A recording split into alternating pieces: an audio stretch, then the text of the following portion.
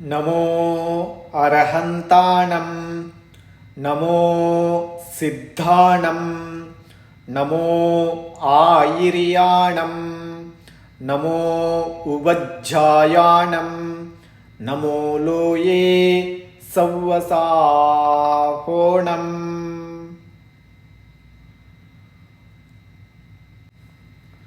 पंचपरमेष्टि भगवान की जय हो. जिनवाणी माता की जय हो. 3 कडिमे 9 कोटि मुनिराज की जय हो. अहिंसा परमो धर्म की जय हो. ಎಲ್ಲರಿಗೂ ಜಯ ಜಿನೇಂದ್ರ. ಪ್ರಭಾಚಂದ್ರರ ಟೀಕೆಯಿಂದ ಉದ್ಬೋಧಿತ ಕಥೆಗಳು. ಹಿಂಸೆಯ ಪಾಪದಲ್ಲಿ ಪ್ರಸಿದ್ಧಿಯನ್ನು ಪಡೆದ ಧನಶ್ರೀಯ ಕತೆ. ಲಾಟಾ ದೇಶದ ಭೃಗುಕಚ್ಚ ನಗರದಲ್ಲಿ ಲೋಕಪಾಲ ಇರುತ್ತಿದ್ದನು. ಅಲ್ಲಿಯೇ ಒಬ್ಬ ಧನಪಾಲ ಹೆಸರಿನ ಸೇಟ ಇರುತ್ತಿದ್ದನು. ಅವನ ಸ್ತ್ರೀಯ ಹೆಸರು ಧನಶ್ರೀ ಇತ್ತು. ಧನಶ್ರೀ ಜೀವಹಿಂಸೆಯಿಂದ ಸ್ವಲ್ಪವೂ ಕೂಡ ವಿರಹಿತ ಇಲ್ಲದಿರುತ್ತಿದ್ದಳು. ಅಂದರೆ ನಿರಂತರ ಜೀವಹಿಂಸೆಯಲ್ಲಿ ತತ್ಪರ ಇರುತ್ತಿದ್ದಳು. ಅವಳ ಸುಂದರಿ ಹೆಸರಿನ ಪುತ್ರಿ ಮತ್ತು ಗುಣಪಾಲ ಹೆಸರಿನ ಪುತ್ರ ಇದ್ದನು.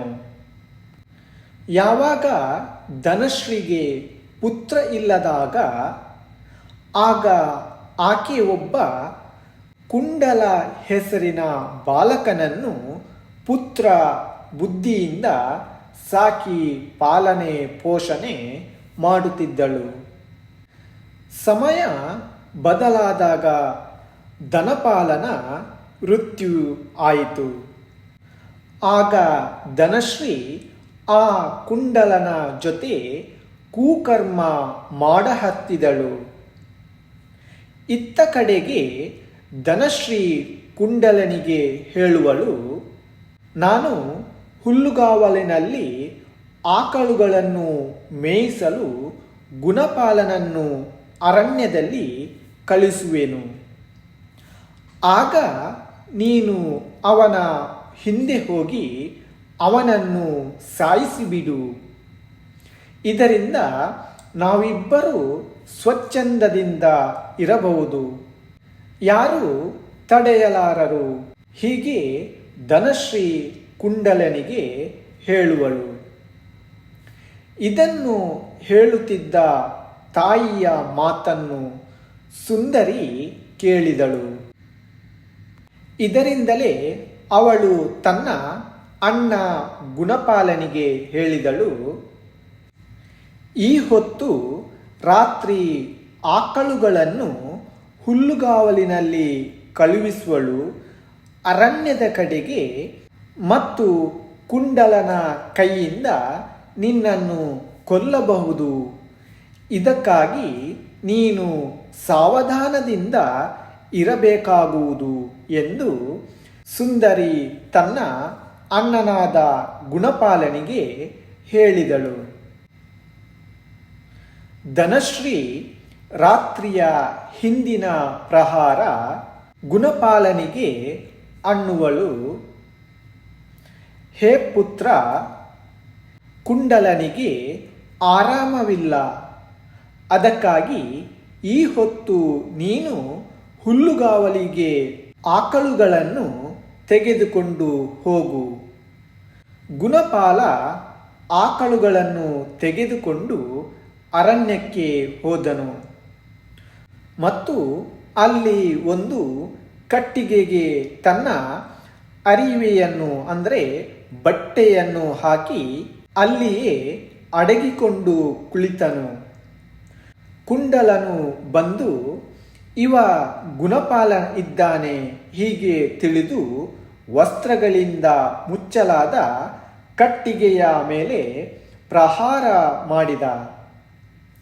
ಅದೇ ಸಮಯ ಗುಣಪಾಲನು ಖಡ್ಗದಿಂದ ಅವನನ್ನು ಕೊಂದನು. ಯಾವಾಗ ಗುಣಪಾಲ ಮನೆಗೆ ಬಂದನು, ಆಗ ಧನಶ್ರೀ ಕೇಳಿದಳು, ಗುಣಪಾಲ ಕುಂಡಲ ಎಲ್ಲಿದ್ದಾನೆ?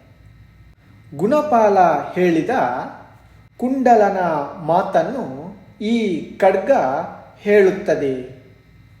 ಇದಾದ ಬಳಿಕ ರಕ್ತದಿಂದ ಕೂಡಿದ ಬಾಹುವನ್ನು ನೋಡಿ ಧನಶ್ರೀ ಅದೇ ಖಡ್ಗದಿಂದ ಗುಣಪಾಲನನ್ನು ಕೊಂದಳು.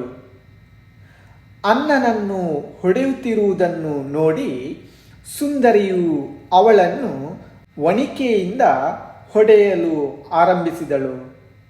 ಇದರ ಮಧ್ಯ ಕೋಲಾಹಲ ಆದ್ದರಿಂದ ಕೋತುವಾಲನು ಧನಶ್ರೀಯನ್ನು ಹಿಡಿದುಕೊಂಡು ರಾಜನ ಮುಂದೆ ಹಾಜರಪಡಿಸಿದನು. ರಾಜನು ಅವಳನ್ನು ಕತ್ತೆಯ ಮೇಲೆ ಕೂರಿಸಿ ಹಾಗೂ ಕಿವಿ ಮೂಗು ಕತ್ತರಿಸಿ ದಂಡಿತ ಮಾಡಿದನು. ಇದರಿಂದ ಮರಣವನ್ನು ಹೊಂದಿ ದುರ್ಗತಿಗೆ ಪ್ರಾಪ್ತವಾದಳು. ಎಲ್ಲರಿಗೂ ಜಯ ಜಿನೇಂದ್ರ.